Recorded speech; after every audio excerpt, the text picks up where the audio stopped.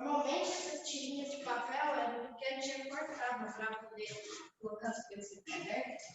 Normalmente aqui, ó. Já começou aqui, meu amor, já começou aqui. Deixa eu só anotar o link da sua live, você vai lá assistir, tá?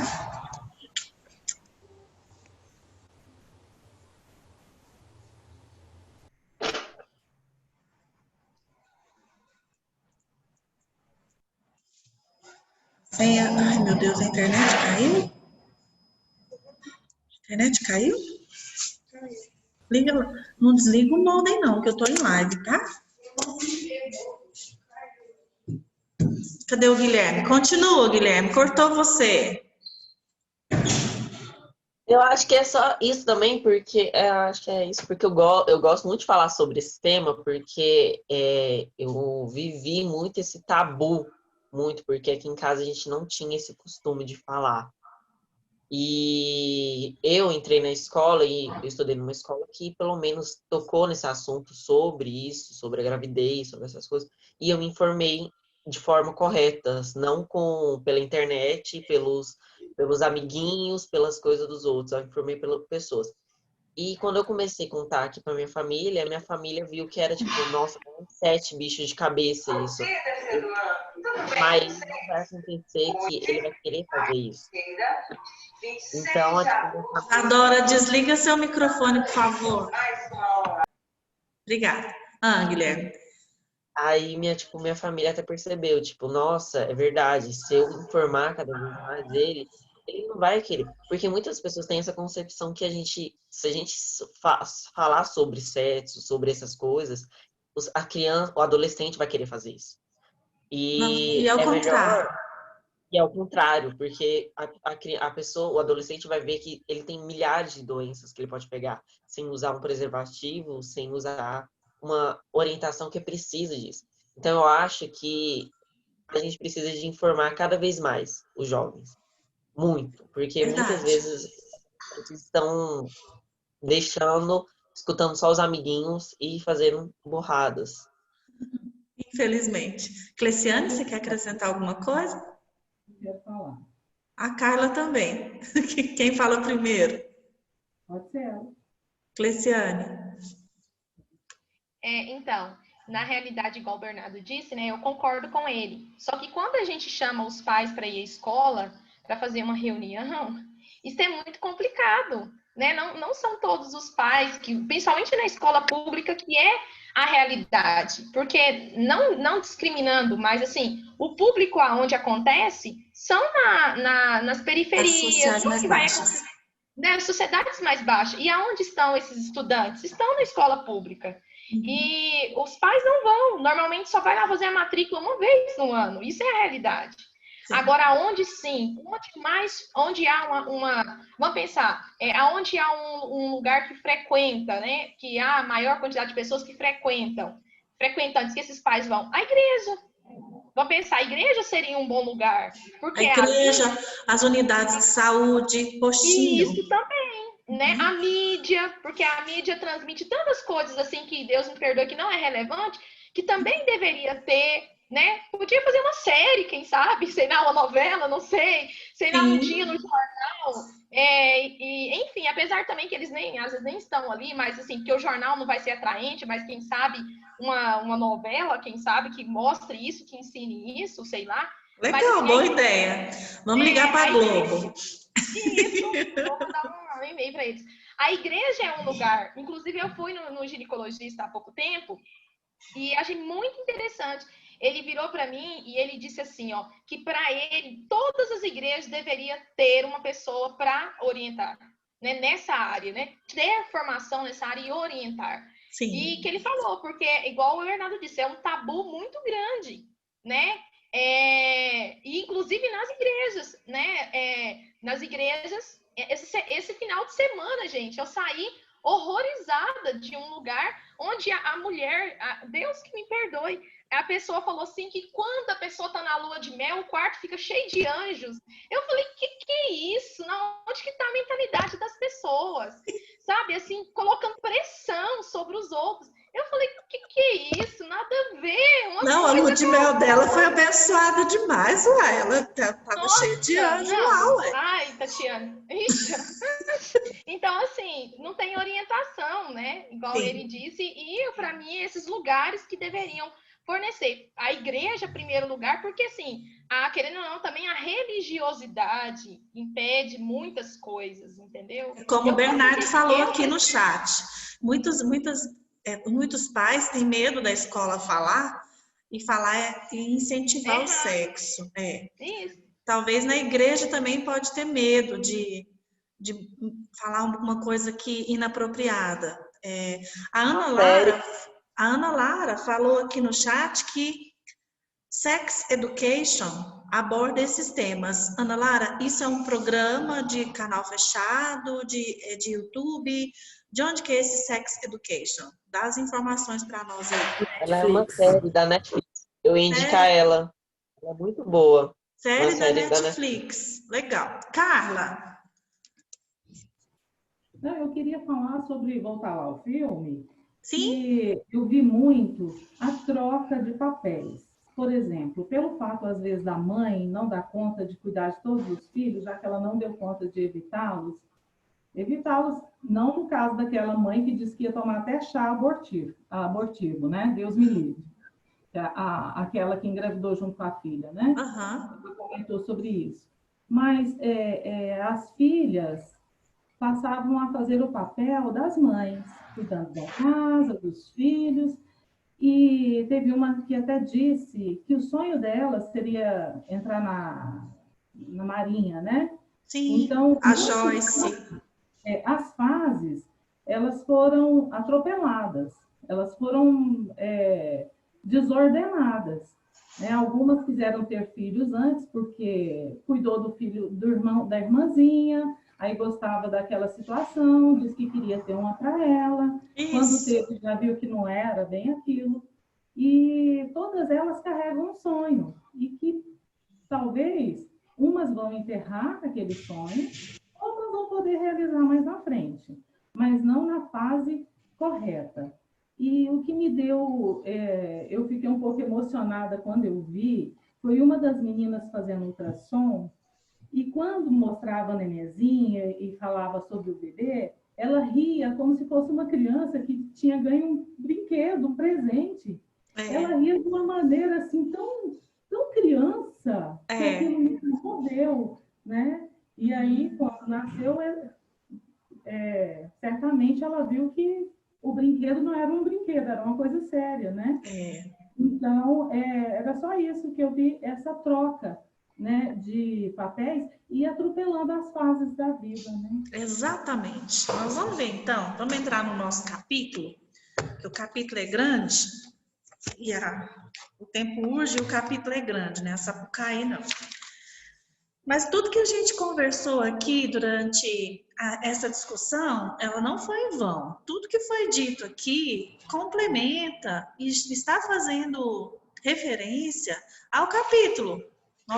Eu vou fazer uma abordagem rápida aqui e mostrar para vocês que vocês compreenderam tanto o capítulo que vocês leram, quanto o documentário que vocês assistiram. E nós vamos dar apenas uma costuradinha aqui para essa coxa de retalhos ficar bem bonita, né? Esse capítulo vai falar do desenvolvimento psicossocial do adolescente. Então, o Erikson é o autor que a gente sempre vai citar nos capítulos de psicossocial, de desenvolvimento psicossocial. O Erikson, ele fala que existem estágios no desenvolvimento.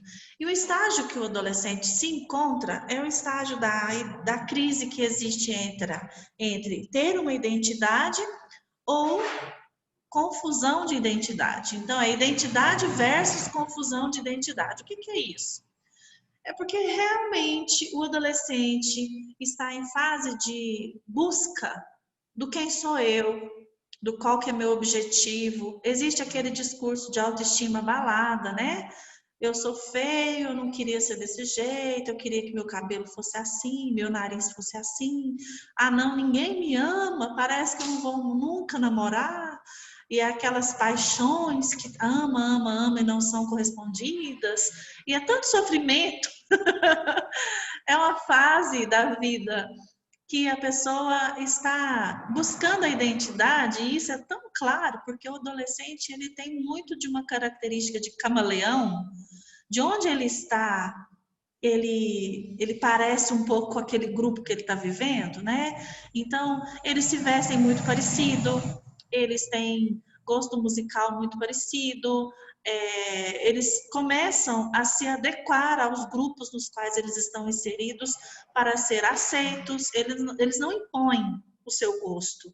Uma pessoa só quando ela está bem mais madura, como um jovem adulto, ele tem coragem ou ele tem peito para dizer: não, eu não curto essa banda, eu não curto essa música, eu gosto de tal.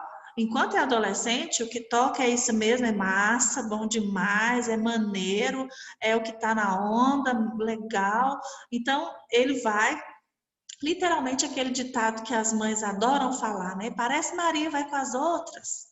Você quer dizer, se fulano pular num buraco, você pula junto? Quem nunca ouviu falar assim da mãe, né? Mas é exatamente isso. O adolescente tem essa característica de ausência de identidade própria e ele se identifica muito com os grupos sociais com quem ele convive. Por isso, daqui a pouco a gente vai falar sobre essas influências na vida do adolescente, como isso é sério e deve ser monitorado pelos pais. Bom, essa confusão de identidade, ela também vai passar por um momento interessante, porque a gente viu que há um nascimento da sexualidade, né? Os hormônios começam a eclodir, estão literalmente à flor da pele, porque a pele fica cheia de espinha.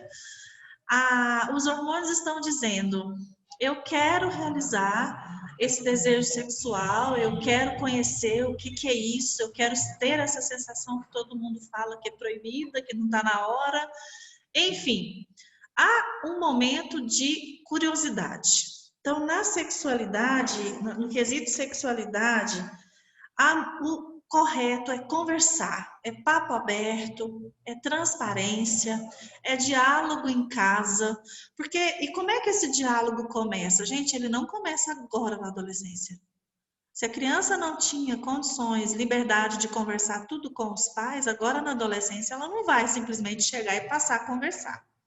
Então, aquela criança que lá na segunda, na terceira infância, perguntou para a mãe assim: como que faz o neném? E a mãe teve paciência de explicar para essa criança como que faz o neném. Essa mãe vai ser procurada novamente quando ele tiver agora as dúvidas dele no sentido de: o que é isso que eu estou sentindo? Como que eu escolho a pessoa certa? Como que é o ato sexual? Dói?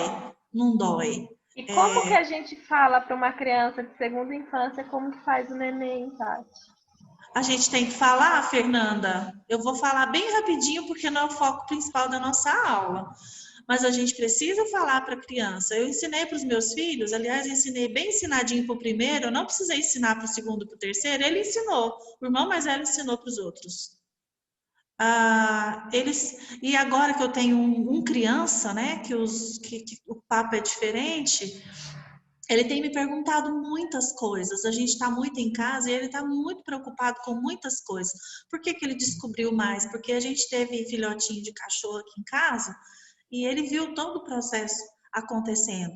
Ele viu os cachorros cruzando, o casalzinho que tem aqui em casa fazendo os filhotinhos, depois ele viu o parto, depois ele viu a amamentação da mãezinha. Aí, então ele começou a juntar uma coisa com a outra e ele falou: do mesmo jeito que o cachorro fez, é assim que faz filhote de humano também? Eu falei: é assim que faz filhote de humano também. O homem tem que colocar, cada criança fala o vocabulário que ele conhece. Eu vou falar o que o meu filho falou, espero que vocês tenham maturidade para ouvir. O homem tem que colocar o bilau na precheca da mulher? Aí eu falei assim: o homem tem que colocar. Fica grudado, igual o cachorro ficou grudado assim, ó. Aí eu falei: não fica grudado não. Tem várias posições que dá para fazer e não fica grudado. É mais simples, é mais fácil. E dói, porque a cachorrinha chorou, porque com a fêmea, com os animais, com o cachorro dói, né? Porque o pênis do cachorro tem um formato diferente. Aí eu falei, não, não dói. Inclusive, meu filho, muita gente sente prazer. Ah, aí ele pensou mais um pouco e falou assim, você fez isso com meu pai para me ter? Aí eu pensei, nossa, caí do pedestal, né? Deixei de ser santa. Fiz isso com seu pai. Ele sabe que os irmãos dele mais velhos são filhos de outro casamento. E ele pensou mais um pouquinho e falou, ah, você fez isso com o pai do Didi, do Pedro e do André também? E o pior, a conclusão que ele chegou, você fez isso 4 vezes? Aí eu falei, deixa a mãe te explicar uma coisa, não faz isso só para ter filho. Os animais fazem isso para ter filhote, mas o ser humano não faz isso para ter filho. Quando um casal se ama, quando faz carinho, é gostoso estar junto, então não faz só para ter filho, faz por prazer. Ah, então não dói, é bom, é bom. Aí ficou essa conversa na cabecinha dele. Passados uns dias ele falou, mãe, mas você tem certeza que não dói? Aí eu falei, tenho, meu filho, eu tenho certeza que não dói. Aí olha a fantasia de uma criança. Ele não estava achando que doía para a mulher. Ele estava achando que doía para o homem. Por quê? Porque ele achava que a semente que passa do homem para a mulher não é o esperma invisível. Ele tinha entendido que era a bolinha inteira. Falou assim, mãe, mas como que não dói? É o tamanho dessa bolinha. E ele pegou e falou, como que vai passar aqui? Não vai caber, filho. Calma, não, isso aí nunca vai sair daí. A sementinha está lá dentro e ela é invisível, ela só dá para ver no microscópio. Sai como se fosse um xixi, não dá para sentir a sementinha saindo. É um líquido que sai. Ah, bom, então não dói. Não, não dói. Então, assim, no meu dia a dia, nessa quarentena, agora, essa semana foi desse jeito. Ele está tendo liberdade de perguntar essas coisas. Se ele chega para mim, tem criança que tem gente que já falou a seguinte frase, desculpa, eu vou usar uma palavra vulgar, só para contar o exemplo para vocês. Teve um conhecido meu que falou que um dia ele chegou para a mãe dele e falou assim, mãe, o que é punheta? E aí, ao invés dela falar, meu filho, vamos sentar aqui. Primeiro, onde você ouviu essa palavra? Com quem que você está andando que você está escutando essas palavras? Porque essa palavra é uma palavra chula, é uma palavra vulgar, ela é considerada um palavrão. Então, o jeito certo de chamar isso é masturbação. E o que é masturbação? E aí a mãe tem que sentar e dar uma aula para o filho sobre o que é masturbação. E essa mãe do meu amigo fez foi o quê? Que é isso? Com que você tá andando? Onde você ouviu essa palavra nojenta? Sai daqui! Fez um escarcéu tão grande que o menino era pré-adolescente quando ele falou essa perguntinha básica para a mãe dele. Agora, vocês acham que na adolescência ele teve coragem de perguntar sobre as suas dúvidas a respeito de sexo? Jamais! Jamais! Se a primeira vez que ele perguntou ele foi escorraçado porque ele fez uma pergunta absurda, então, para uma criança, um adolescente ter liberdade de conversar, os pais precisam ter essa cabeça aberta. Eu sei que não é comum, eu sei, o Guilherme até citou, isso é um tabu muito grande. Os pais, na grande parte, nós estamos no século XXI e ainda existe muito tabu em torno desse assunto. Mas a orientação que a gente tem que ter é que conhecimento é importante, informação é muito importante e essas informações devem ser passadas de uma maneira saudável. E quando o adolescente não aprende essa informação de maneira saudável em casa, ele vai aprender ou na internet e não é procurando um documentário científico, como o que a gente viu, educacional, ele vai procurar um filme pornô. E aí ele vai aprender de uma maneira também vulgar e chula e que objetifica demais, coisifica demais o corpo da mulher. Então é incorreto aprender através de filme pornô. É incorreto aprender com os coleguinhas na rua de um jeito também vulgar, de um jeito... É engraçado como é difícil tirar a mãe do pedestal de santa, porque... Sim, Mauro! a mãe tem esse papel, esse contexto é muito, muito forte. Freud, então, fala muito sobre isso, que a mãe, ela é venerada, ela é adorada. A criança chama a mãe de minha rainha, de meu amor. A minha mãe me deu a vida, a minha mãe me dá o alimento, seio materno. É aquela coisa assim mesmo de, inclusive, para a Igreja Católica tem até esse contexto da mãe de Cristo, né? De ser santa, de nunca ter conhecido sexo e ter tido um filho. Então, uma criança de primeira e segunda infância, ela não liga a mãe com essa ideia do sexo sujo com o homem. Nossa, minha mãe teve e eu e minha mãe temos essa ligação sagrada, né? É uma coisa linda, pura. De repente, a criança tem esse contato com esse contexto de que, poxa, para minha mãe me fazer, ela teve que fazer sexo com meu pai. Caramba, como a minha mãe não é santa, né? Então, por isso que eu falei que eu desci do pedestal, eu deixei de ser santa, e ainda mais que ele teve esse insight de que eu tinha feito com mais de um homem, porque eu tive 2 casamentos. E mais, por ter 4 filhos, eu fiz 4 vezes. Então, realmente, eu deixei de ter essa imagem de santa. Infelizmente, é um contexto que acontece mesmo, é uma ocorrência real. Bom, a respeito da sexualidade, não só informações e não só desejos o adolescente tem. O que mais que acontece? Nesse momento, há uma questão sobre a identidade sexual. Lá na primeira e na segunda infância, perdão, na segunda e na terceira infância, no capítulo lá atrás, fala sobre a questão de papel de gênero. Que o menino sabe que ele se identifica com o pai, a profissão do pai, a menina se identifica com os afazeres da mãe, com a profissão da mãe, ou com as atitudes femininas ou masculinas. Só que a gente não está falando de gênero mais, a gente está falando de identidade sexual, de orientação sexual. Então, para começar a vida sexual, para ter a primeira experiência, para saber se vai fazer com homem ou se vai fazer com mulher, começa-se, portanto, essas ideias, essas fantasias, o interesse, né? Qual que é meu foco? De quem que eu gosto? Eu gosto de homem, eu gosto de mulher. Orientação sexual, portanto, é o interesse, não só sexual, mas é um interesse romântico, é um interesse afetuoso, consistente, que pode ser tanto homossexual, como heterossexual ou bissexual. Na adolescência, então, esses jovens podem começar a ter a sua primeira experiência, e essa experiência pode ser homossexual.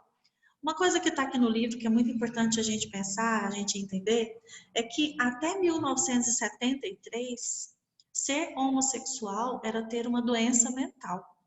Mas isso caiu por terra em 1973. Já faz muito tempo que caiu isso. Então, jamais alguém da psicologia pode pensar que a homossexualidade é uma doença, é um transtorno. Não é. Tá? Então, a psicologia fez muitas pesquisas já sobre orientação sexual, tem concentrado seus esforços para explicar a homossexualidade, e algumas das explicações estão aqui nesse livro. Uma delas é que a orientação sexual, ela tem uma parcialidade genética. A orientação sexual tem parcialidade genética? Sim. Em que sentido? Fizeram um mapeamento, né, do genoma humano com respeito à orientação sexual e foram identificados alguns cromossomos que são responsáveis por essa orientação. E perceberam que, fizeram pesquisas e perceberam que gêmeos idênticos não são perfeitamente concordantes em relação à orientação sexual. Então, existe um papel da genética? Existe, mas é bem pequenininho, é cerca de menos de 30% nos homens e menos de 20% nas mulheres. A genética explicaria a orientação sexual. Outras pesquisas, olha que dado interessante. Quanto mais irmãos biológicos mais velhos um menino tem, maior a probabilidade dele ser homossexual. Não está falando que é uma fatalidade e nem que é uma equação matemática. Se tiver 5, 6 irmãos homens, ele vai ser homossexual. Não, não disse isso. Mas por que fizeram essa pesquisa? Há uma explicação biológica, porque cada irmão biológico mais velho vai criando na estrutura do útero da mulher uma situação de resposta cumulativa. Já foi muito homem, então parece que o sistema imunológico cria alguma coisa contra o feto masculino. E os hormônios podem ser mais hormônios femininos naquela gestação. Acredito que a psicanálise, não está citando aqui, mas acredito que a psicanálise diz que o desejo, o inconsciente da mãe, também, por ter uma menina, é muito grande. Ela já teve 3 homens, 4 homens, ela tem um desejo muito grande de ter uma menina. Isso também é muito forte. Isso também pode influenciar a orientação sexual desse filho mais novo. Gente, fizeram um estudo de imageamento cerebral só para vocês entenderem a estrutura do cérebro, como que funciona na questão do desejo sexual, né? Desejo sexual é físico. Deixa eu contar uma coisa para vocês. Olha para mim, presta atenção. Não tem ninguém olhando para mim. Estou me sentindo sozinha. Nós somos seres sexuais. Todos nós. Pensa na seguinte situação. Vão fazer uma massagem em você. Você vai ser vendado, colocado numa maca, vendado, num quarto. Você não sabe quem vai fazer a massagem em você. Você está deitado numa maca. Entra uma pessoa e começa a te massagear. Se a pessoa fizer essa massagem de maneira erotizada, sem saber se é um homem ou se é uma mulher que está fazendo essa massagem em você, você vai se excitar. Meu Deus do céu, então eu sou bi? Não, meu Deus, eu não sabia, eu sou homo? Não, não é isso. É porque o nosso corpo, o ser humano é um ser sexual. Então, dependendo do lugar onde ele é tocado, dependendo da forma como ele for massageado, ele vai ser excitado. Então, a questão de... Que é isso, gente? Esse desenho que o Bernardo fez? Esses meninos te contar. Então, a questão no nosso cérebro, como que funciona? Fizeram um imageamento cerebral e comparou. Quando as mulheres sentem um cheiro, o feromônio masculino tem um cheiro, o feromônio feminino tem outro cheiro. Então, do mesmo jeito que quando a mulher sente o cheiro de um homem, ela fica excitada, parte do seu cérebro é iluminada, os homossexuais também, os homens gays também tinham essa mesma parte do cérebro acesa. Da mesma forma, as mulheres lésbicas, quando elas sentiam cheiro de mulher, o cérebro delas também acendia, a imagem também era a mesma do que o cérebro dos homens héteros. Ou seja, a orientação sexual, essa questão da orientação sexual, ela é muito além de uma escolha, uma opção. É errado, tá? A gente falar que a pessoa escolheu ser assim, que é uma opção dela. Não é, gente. Não é. Existe uma estrutura biológica que fala por trás. Existem estudos até hoje, não há estudos conclusivos da verdadeira causa por que isso acontece, mas que há explicações biológicas, sociológicas, existe, químicas, existe. Os estudos estão aqui, na página 429. Depois vocês podem olhar com mais atenção cada detalhe, tá? Mas uma coisa também eu posso tentar dizer, sabe? Os comportamentos sexuais dos adolescentes é muito de curiosidade. Então, uma menina pode até ficar com outra menina para saber como que é. E não curtir. E depois ela ter um namorado e seguir a vida como hétero. O contrário também pode acontecer. Então, nessa questão da curiosidade, o adolescente ele é bem aventureiro Inclusive, ele pode apresentar comportamento sexual de risco, algumas condutas de risco, que a gente vai falar sobre isso já já. Então, nessa curiosidade, meninas ficam com meninas, meninos ficam com meninos, até sexo grupal os adolescentes já fazem bagunça para entender como que acontece. Isso é comum, essa curiosidade é comum. E aí, quando eles resolvem a sua identidade, tanto a sua identidade social como a sua identidade sexual, a vida segue. Só que eu percebo uma questão de modinha, sabe, gente? Antes era havia muito mais preconceito do que tem hoje. Hoje tem ainda. Os homossexuais ainda sofrem muito, os bissexuais ainda sofrem muito a questão da discriminação e do preconceito. Mas antes era muito forte. Aí o que eu chamo de modinha? Algumas meninas acham legal a amiga namorar uma menina. E pode ser que ela se vista como um machinho, né? Uma menina mais masculinizada, porque ela acha massa, porque ela acha legal. Pode ser que ela namore uma menina, ande de mão dada só porque está na moda, ou para desafiar os pais, para desafiar a escola, para desafiar as pessoas que estão ao seu redor. Pode ser que nem exista essa orientação sexual, mas ela apresente esse comportamento como um comportamento desafiador. Não estou dizendo que isso é todas as vezes, tá? Mas eu percebo que há muitos adolescentes que têm esse comportamento desafiador como uma espécie de modinha, só para aparecer mesmo. Depois, quando se torna adulta, gente do céu, os comentários da Luzia eu não posso nem ler, deixa só lá no chat, aí eu vou ficar aqui só rindo vocês. Professora, eu tive uma professora na outra faculdade que a gente chegou a falar a respeito desse assunto. E aí ela disse que é uma fase mesmo, né, de muita confusão e que ela teve contato com adolescentes assim, de 12, 13 anos. Eu beijei uma menina, a menina dizendo, né, eu beijei uma menina e aquilo me excitou, então é isso, eu sou lésbica.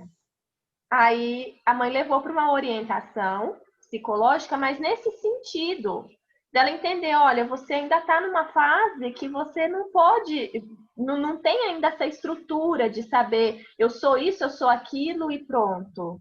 E aí é o que você disse, né? Nós somos seres sexuais. Então, você vai sentir isso mesmo, você tá nessa fase e tudo mais. E aí é o que você disse, essa questão da modinha, né? É uma coisa assim tão delicada, tão séria. A gente, sendo adulto, a gente entende isso, né? E para o adolescente está ficando meio banal, né? Sim. Essa questão. Sim. Do mesmo jeito que há um tempo atrás, ter um diagnóstico de doença mental era preconceituoso, as pessoas tinham vergonha de dizer que ia uma psicólogo, que ia psiquiatra, que tomava um remédio.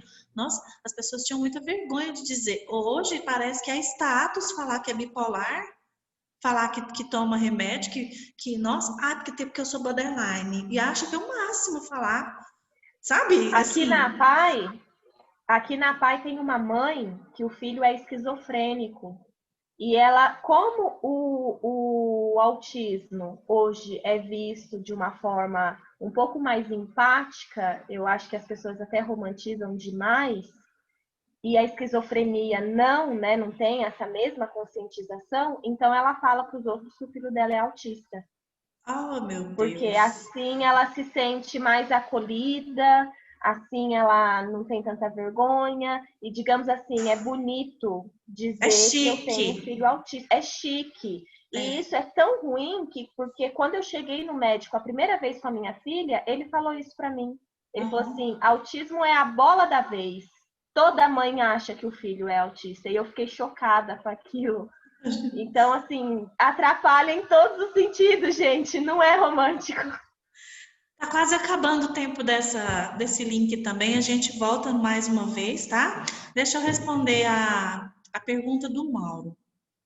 Então, não podemos afirmar que os adolescentes são héteros, se eles ainda não têm capacidade de se descobrir. Mauro, não é tão simplista assim a conclusão. Não existe uma afirmação tão forte assim. Eu não posso dizer isso, não posso dizer aquilo. A gente tem que pensar que existem muitas variáveis por trás dessa identidade sexual. É um assunto muito delicado e que não deve ser pontuado com essas frases assim, devemos afirmar isso, devemos concluir aquilo. Não. Ontem, numa aula com esse mesmo assunto, com outra turma de desenvolvimento, um aluno que é homossexual, ele falou assim, professora, eu já sabia desde criança que eu era diferente. Eu ainda não entendia, eu ainda não tinha essa estrutura para entender o que é hétero, o que é homo, mas eu já achava assim, eu achava a mulher bonita, mas quando eu vi um homem, os meus olhos viam de uma maneira diferente. Ele ainda não tinha excitação, ele não tinha nem estrutura física para esse tipo de energia sexual, mas ele já percebia que ele via o mundo masculino e o mundo feminino de uma maneira diferente dos outros meninos. Então, eu não posso afirmar que essa identidade sexual ela só vai acontecer na adolescência. Não. Nós estamos falando de escolha, de identidade, no momento que os hormônios já existem e o corpo já está pronto para tomar algumas atitudes. Mas isso não significa que lá atrás a criança é todo mundo igual. Não, já existem algumas diferenças desde a infância. E sobre essa questão dos pais que querem criar os filhos sem definir, eu creio assim, até numa boa intenção, né? Se chegar nessa fase, ele vai ter essa liberdade, e aí a questão da roupa, do estilo, gera uma certa confusão. Eu não acredito que não é a liberdade. Os extremos, Fernanda, eu percebo que os extremos podem ser perigosos, né? Então, quando limita demais, é rígido demais, não, o menino não pode vestir rosa, porque cor de mulherzinha, esse tipo de rigidez é errado, é equivocado. Mas à medida também que você não capacita o seu filho, não orienta seu filho, dando algumas limitações que existem de papel de gênero que existe na nossa sociedade, porque eu posso ser liberal demais, ter um pensamento liberal demais, mas a gente tem que pensar que nós estamos dentro de uma sociedade que espera algumas atitudes e características vindas dos papéis de gênero, né? Então, o que é gênero?